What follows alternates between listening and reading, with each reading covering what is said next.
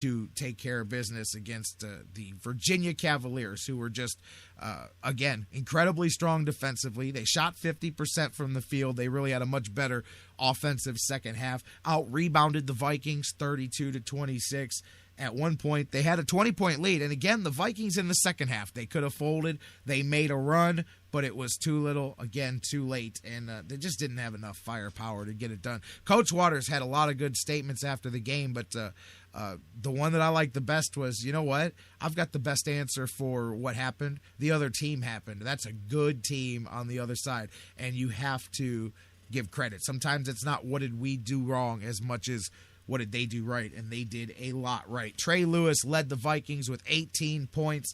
Anton Grady, Charlie Lee both dropped in 8 points. Kazakine with 6 off the bench. For Virginia, Justin Anderson, 16 points to lead the way for the Cavaliers. Vikings back at it this weekend. Sunday, they host San Francisco at 1 o'clock at the Wolstein Center. And if you have not seen the Vikes play, you can either get out and check them out in person, or that game is going to be on Sports Time Ohio. My man Al Pulowski is going to have the call there, so check that out. And it's on simulcast on 1420 WHK. Vikes, though, fall short to Virginia last night, 70-54. Another thing I want to talk about, I know I'm going to the phones, I've got a lot to get into, but we've got some time here, and I want to talk some football, but it's got nothing to do with Johnny Football or the Cleveland Browns or any of that. But you got to give some love, and it seems like it's about this time every year that I've done the Sports Fix that you got to have at least a few minutes talking about Mount Union and what they've done. Division III National Championship is tonight, and for the 9th time in 10 years, the championship game is Mount Union and Wisconsin Whitewater. Think about that for just a second. Imagine the Super Bowl. Imagine. People get mad when the Patriots, people say dynasty, and they want to see them knocked off if the Patriots go to a couple Super Bowls in a few seasons, or San Antonio, 5 championships in 15 seasons. I mean, think about, besides Mount Union in general, not just this series with it's become a series. It's the championship game every year, but this run with Whitewater, but even for the decade before that. But this is, and Mount Union's story is unique because they dominated the decade before that. Then Wisconsin Whitewater 10 years ago came into the picture, lost their first couple of title games to Mount Union, and then they flipped the script on Mount, and they have been running away with things for the last few seasons there. But just imagine 2 teams playing in the Super Bowl. Imagine the Patriots and Belichick, as much as people already hate on that situation and their success. Imagine the Patriots and the Seahawks meeting 9 out of 10 years in a decade in the Super Bowl. And then, 1 year, which is weird, 1 year randomly, neither team makes it. But other than that, each year we get back to the championship, and here we are, we meet again. And that is what these 2 teams have done. And I just think that is the kind of thing you have to mention. I mean, we always talk about different things and wanting to look at this and that and the other thing. And Mount Union, the success that both Cares, father and son, head coaches there, have had over the last couple of decades is amazing. And that was a good story last year until Wisconsin Whitewater blew them out in the championship game, because you had the son who stepped in for the legendary father, which is tough enough to do as it is, goes undefeated, then gets trounced in the championship game, now runs his squad back up here to do it again. Both of these teams defensively coming into this one here tonight too. One team has given up 9 points a game this season. The other has given up 10. The big difference is offensive. I mean, Mount Union averaging 60 points a game this season. By the way, speaking of that run of success, they've won 11 national titles, which that number's talked about a lot. They've played in the championship game 18 times since 1993. 18 times in 21 years? 18 of them. That is amazing. Imagine that. Imagine a team being in the Super Bowl, whether they win them or lose them, that many times in a row. And I think it's amazing when you're talking about it being a college program.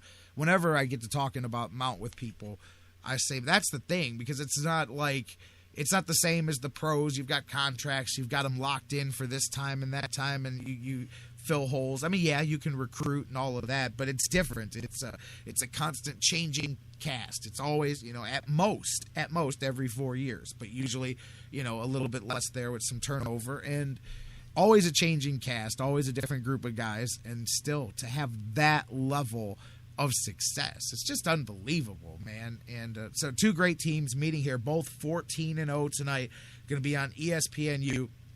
Division III National Championship, the Amos, and I love the name anyway, the Amos Alonzo Stag Bowl tonight in Virginia.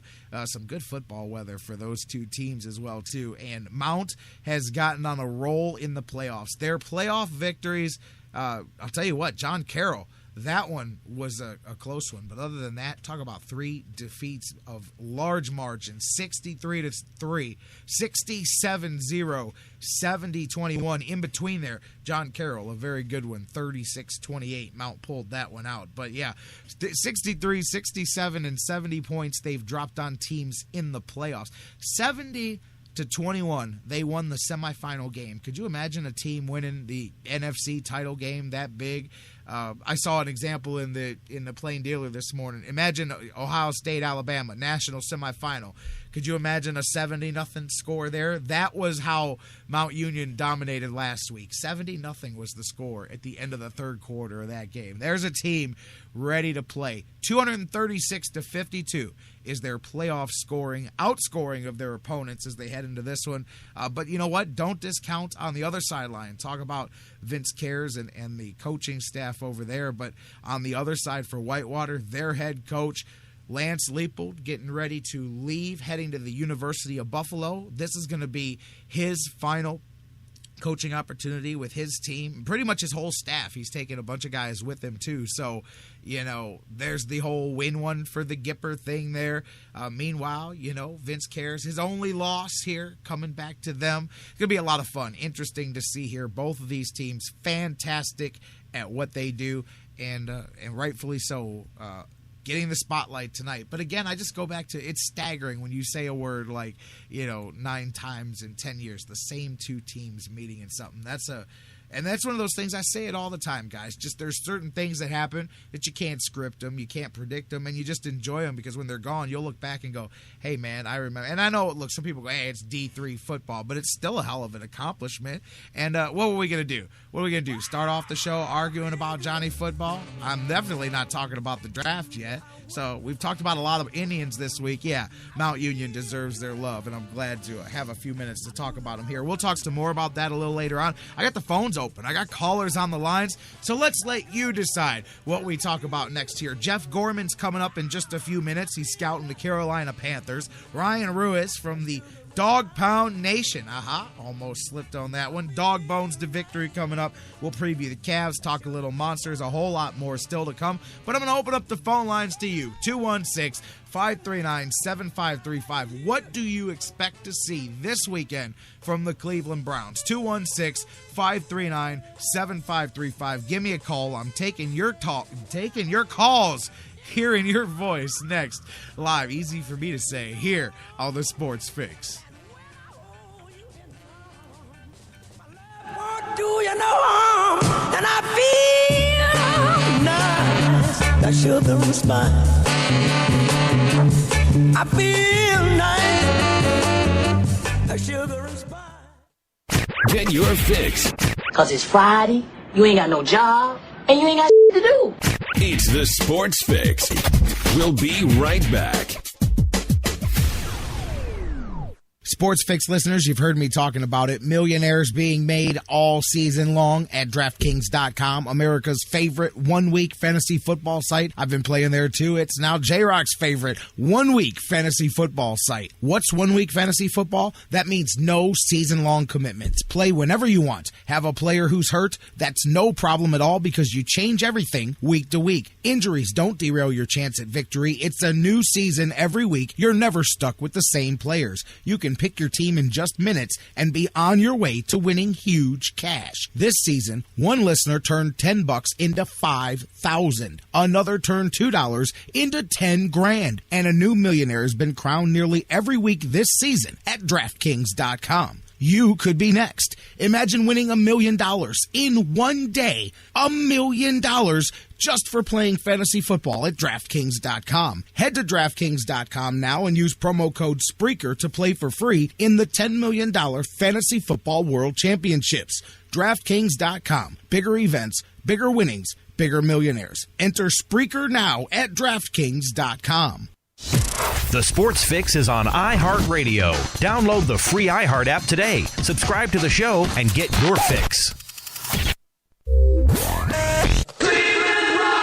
Have you gotten your copy of Cleveland's Finest yet? Highlighting the best moments, players, and media members in Cleveland sports history?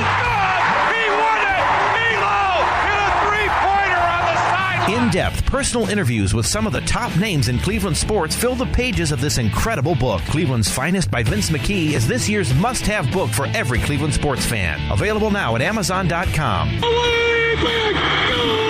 your copy today.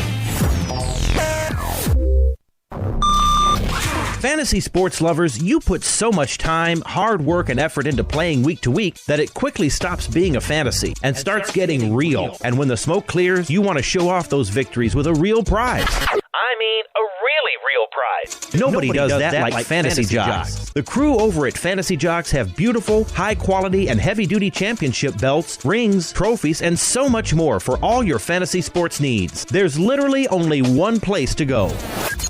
FantasyJocks.com. Hey everybody, this is Jerry the King Lawler from WWE, and you're listening to the Sports Fix. Come on, feel the noise. Girls, rock your boys. We'll get wild, wild, wild. Wild, wild, wild.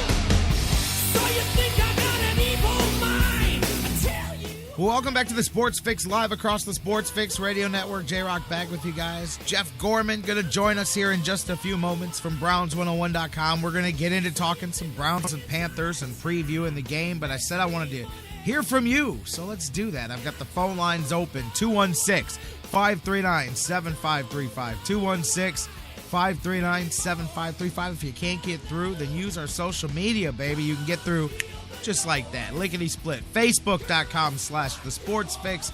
Tweet with us at TheSportsFixCLE. Email me, TheSportsFix@AOL.com. Facebook.com/TheSportsFix. Tweet with us at TheSportsFixCLE. Email us, TheSportsFix@AOL.com. And call us, 216-539-7535. Caller, you're up. Take it away. What do you want to see this weekend from the Browns and the Panthers? You're up on the Fix. J-Rock Daddy. Hey, what's up? LGZ, what's happening, man? I just got to tell you, buddy, you're asking the question, what do we expect to see? Is that the right question? What do we expect to see Well, from what would the you like Browns to this see? weekend? I mean, I'm just saying, I don't want to just get out the shovels and bury this thing because that can We're not burying anybody, J-Rock Daddy, but you got to remember one thing. Oh, the Cleveland Browns are traveling down to play the Carolina Panthers, who are very much still in the thick of the playoff hunt in the NFC South. Unfortunately, that's about the worst division in football. So these Panthers really have something to play for. That's number one. Number two, absolutely, LG. Cam Newton's coming back. He's got the same type of injury Tony Romo has. You know, I'm closer to Carolina than you are, J-Rock Daddy, because I'm sitting right here in one of the Carolinas right now. And I got to tell you, Cam Newton has a point to prove this weekend. Stopping Cam Newton is not going to be as easy as people think it is. This guy, he's been back to practice. He doesn't look like anything's bothering him. I've seen him running pretty fast. He was passing the other players while he was running. Can you believe it? Oh, yeah. I mean, really out there and not just trying to make a run of it. As I said yesterday when I saw a film of a little bit of him at practice, I said, man, this guy's going to play. This guy's not loosening it up. He looks like he's ready to go, man. Amazing. Hey, amazing physical recovery, especially if you saw, I don't know how many of you guys saw the photos of the accident, but he definitely was lucky to walk away from that thing, man. Whew. But you know what? Seriously, he rolled that truck 4 times, J-Rock Daddy. Well, that's what I'm saying, man. He's very fortunate to walk away from that thing, and less than 2 weeks later to be perhaps stepping on the football field and getting right back at it. Very fortunate. Those are the kind of things that you just go, somebody was looking over my shoulder this day for sure, and so it's gonna. But you're right, absolutely, they absolutely have something to play